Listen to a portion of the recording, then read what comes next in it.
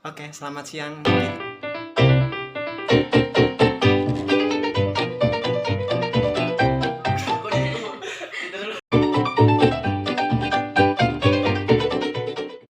5 investasi untuk mata kuliah perekonomian Indonesia dengan saya Eko Wardoyo, NIM 118113661 dari kelas MA 18B5. Saya Simon Kelompok Limo, saya dari kelas MA 14B5 dari kelompok 5 ingin membahas tentang investasi. NIM saya 111811423. Halo, saya Via Maitaro dari kelas MA 18B5 dengan NIM 111811139. Kita akan membahas investasi. Perkenalkan, nama saya Agung Permana. Saya dari kelompok 5 yang akan membahas tentang investasi dengan NIM 111811430. Terima kasih. Halo, selamat siang. Kita dari kelompok 5. Kita mau membahas video tentang investasi. Kita sekarang lagi ada di Rumah Agung. Kalau menurut kita apa sih investasi itu? Mungkin dari pertama kita coba tanya ke rekan kita, Simon. Halo teman-teman, menurut saya investasi itu hal yang berhubungan dengan keuangan, perekonomian yang berakumulasi di dalam bidang aktiva atau keuntungan yang bisa kita dapatkan di masa depan, atau kita kenal dengan istilah itu penanaman modal. Nah, menurut saya seperti itu.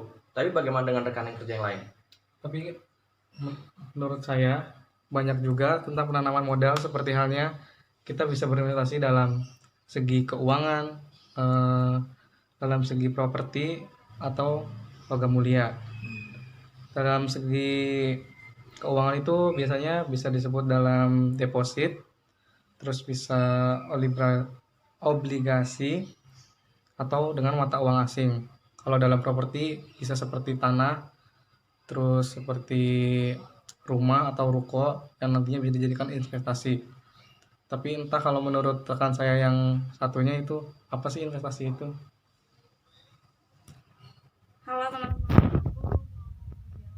menurut aku investasi itu menanam modal atau menanam aset untuk mendapatkan hasil di waktu di masa depan.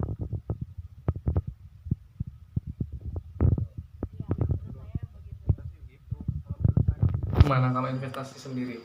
Ya, dari apa yang dijabarkan rekan-rekan, ya kalau menurut kita investasi adalah memberikan nilai lebih terhadap sesuatu yang kita miliki untuk mendapatkan hasil di masa depan dengan jangka tempo waktu yang mungkin bisa kita perhitungkan dari sebuah tempat untuk kita berinvestasi. Contoh misal dari saham, misal dari logam mulia, atau investasi yang berbentuk properti berupa tanah dan rumah dan sebagainya. Begitu. Kalau tujuannya gimana? tujuannya ya tentu saja mendapat keuntungan dari perihal investasi tersebut. Tapi ya tidak serta-merta setiap investasi itu selalu menghasilkan keuntungan. Tergantung, kemungkinan juga ada kerugian gitu ya. Tergantung, mungkin investasi kita salah dalam memperhitungkan itu, bisa saja kita gagal dalam memperoleh keuntungan. Tapi juga ada investasi yang memperoleh kerugian ya, kayak kita mungkin berinvestasi saham gitu ya. Karena sifatnya stabil sifatnya saham kan kadang juga walaupun dalam keuntungan kita bisa memperoleh keuntungan lebih ketika kita beruntung, tapi di lain pihak ketika saham tersebut mungkin tidak menguntungkan, justru kita malah mendapat kerugian. Tapi ada saham-saham yang pasti mendapat keuntungan seperti emas, tanah, yang pasti. Kalau seperti itu biasanya akan dapat keuntungan, cuman dengan rasio yang lebih sedikit atau rasio gambling yang bisa diperhitungkan dibanding dengan investasi berupa saham. Lalu bagaimana kalau menurut rekan-rekan kita nih, dengan adanya pandemik virus ini kan, jadi kan banyak tuh investor kita yang kadang ketakutan, maksudnya dia lebih memilih menarik investornya karena wabah ini. Jadi kan pasar di Indonesia juga kan semakin turun, jadi perekonomian Indonesia semakin lemah gitu. Menurut rekan gimana ya? Kalau menurut Simon sendiri gimana itu perihal investasi pasca corona? Menurut saya sih karena adanya virus corona ini kita itu jadi seperti apa ya? Mungkin pemimpin-pemimpin karena mengadakan adanya istilah lockdown. Jadi istilahnya pemimpin-pemimpin yang di luar sana atau orang-orang yang investasi ke dalam itu jadi ragu gitu. Bagaimana situasi sekarang ketika kita saat mau investasi tapi keadaan negara yang bersangkutan itu dalam keadaan krisis atau kena wabah virus seperti ini. Itu membuat para investasi jadi ragu gitu, jadi mundur gitu. Jadi Indonesia juga kurang berani dalam mengambil tindakan lockdown karena takut mengakibatkan perekonomian yang buruk. Jadi tetap lockdown itu hanya dilakukan pada daerah-daerah tertentu supaya investasi yang kecil-kecil juga bisa masuk. Karena kita tahu sendiri kalau perekonomian Indonesia itu lagi keadaan down ya, lagi keadaan down. Ya seperti itulah karena Sementara kebijakan itu secara tidak langsung juga menyelamatkan perekonomian juga ya, termasuk pengambilan untuk lockdown atau pembatasan apa sosial pembatasan itu secara tidak langsung juga secara ekonomi menghambat gitu. Secara ekonomi sosial menghambat, otomatis investasi pun juga akan terhambat. terhambat. Itu kan nggak hanya di Indonesia aja ya, dari kan virus ini kan udah sangat seluruh dunia. udah melejit, maksudnya semua tuh udah nggak asing lah dengan virus pandemik ini. COVID-19 Pasti itu sangat berpengaruh sekali. semuanya itu kayak dari pemasukan negara juga kan terjadi berkurang gitu kan, kayak wisatawan yang harusnya kan biasanya kayak biar bisa inilah turis-turis jadi berkurang gitu kan, pemasukan uang negara, ekspor impor juga kan jadi terpengaruh semuanya.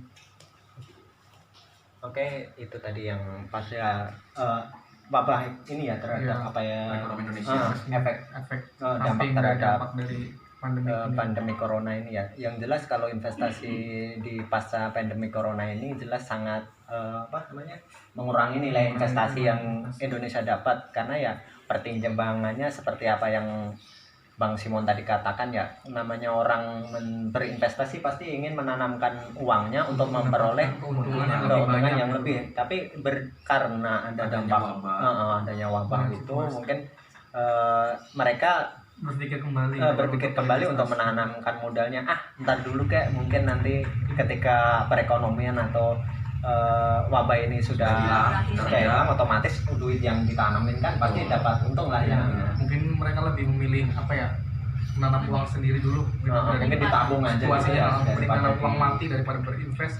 Hasilnya malah nggak ketahuan gitu kan dengan situasi yang sedang saat ini. Terus menurut teman-teman juga, kenapa sih Indonesia itu masih menggiurkan untuk bagi para investor, dan terus apa sih dampak baik dari investasi luar negeri terhadap negara ini gitu? Mungkin ada yang mau bisa ngomong? Kalau itu kan mungkin dari semua aja ya. Mungkin kalau dari saya, Indonesia itu kan mempunyai daya tarik tersendiri ya dalam perihalnya, kayak biar investor itu tertarik dengan sendirinya gitu. Mungkin Indonesia punya di bidang dalam wisata, terus Indonesia kan biasa kayak mengekspor dan impor itu, jadi mungkin mereka lebih tertarik dengan itu. Jadi banyak investor yang masuk gitu. Itu orang menurut saya sih. Tapi terkadang juga investor yang masuk ke Indonesia itu pengaruhnya ke Indonesia itu ya ada dalam bentuk infrastruktur ya kan, seperti pembangunan di jalan tol, kereta ya, yang lagi termasuk pertambangan juga mungkin ya, pertambang. Kita nggak mungkin Indonesia secara mendadak karena adanya kayak tadi virus yang menutup ya kan, ya mungkin jadi terhalang semua. Jadi mungkin kita kena ruginya juga ya, tiba-tiba ekonomi jadi down, investor semuanya mundur ya, jadi pengaruhnya bisa kacau. Ya kalau menurut teman-teman lainnya bagaimana ini? Kalau menurut Via, setuju dengan rekan apa yang Setuju sih, semuanya udah terwakilkan. Baik, itu tadi adalah pendapat rekan-rekan kita perihal apa itu investasi dan apa yang terjadi di Indonesia pasca corona. Di sini bisa kita tarik kesimpulan bahwa investasi adalah cara seseorang mengembangkan nilai untuk berupa benda, barang, ataupun berupa apa ya, mencari keuntungan dengan menanamkan modalnya, terutama kalau untuk Indonesia ini kan beberapa perusahaan juga proyek bukan Banyak didanai dan diinvestasikan oleh orang negara asing, lain orang gitu. luar. Karena Kayak banyak PMA gitu ya Pak. termasuk PT-PT yang ada di Bekasi sini kan kebanyakan juga PMA gitu, karena melihat Indonesia adalah pasar yang potensial yang sangat Memiliki daya seksi lah kalau kata mereka mah ya gitu ya. Ya, bener. Jadi mereka berbondong-bondong menanamkan sahamnya di sini. Tapi apa? Indonesia juga harus menjamin bahwa apa yang mereka investasikan ke sini itu harus memiliki imbal balik atau memiliki persentase keuntungan yang bisa mereka dapatkan. Dalam hal ini adalah kebijakan-kebijakan dari pemerintah untuk memberikan apa ya, daya apa namanya, daya tarik gitu kepada para investor untuk menanamkan modalnya di Indonesia gitu. Imbal baliknya ya pasti dengan kita ditanamin modal, Indonesia jadi punya modal lah ya, lebih, istilahnya. mereka dapat keuntungan dari pasar yang kita miliki, kita juga memperoleh keuntungan mungkin dari pekerjaan, lapangan pekerjaan. Tentu ya, kalau ada investasi masuk pasti ada lapangan kerja yang tercipta. Kalau perihal pandemi kayak gini kan mungkin ekonomi terhambat juga ya. Berarti Semuanya, ketika investasi itu ditarik semisal dari sebuah perusahaan, berarti dia akan mengurangi nilai produksi mereka, secara tidak langsung juga akan mengurangi jumlah pekerja. PHK lah istilahnya ya. Iya, lagi yang banyak lebih PHK lebih viral sekarang itu kan lagi apa Lagi ya, pengurangan gitu ya. pengurangan karyawan karena dengan wabah ini kan, jadi mereka nggak bisa Produksi. produksi, jadi lebih menyetok barang mungkin ketimbang harus menjualnya. Kadang kan perusahaan juga udah meliburkan, kayak pabrik-pabrik itu kan udah diliburkan karena produksinya udah menurun dan dia nggak bisa berkembang lagi untuk wabah yang sedang saat ini ya, virus COVID-19 itu.